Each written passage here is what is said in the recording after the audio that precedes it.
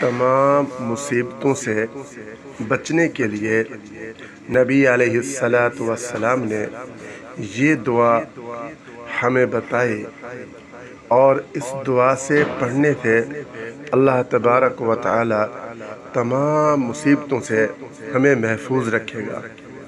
یہ دعا صبح شام 3 مرتبہ پڑھنا ہے، اور انشاءاللہ اللہ پاک تمام مصیبتوں سے ہمیں محفوظ رکھے گا اور تمام جنات سے ہمیں محفوظ رکھے گا۔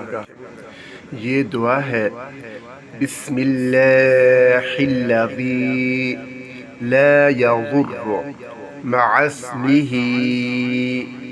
شیء فی الارض ولا فی السماء وهو السمیع العلیم۔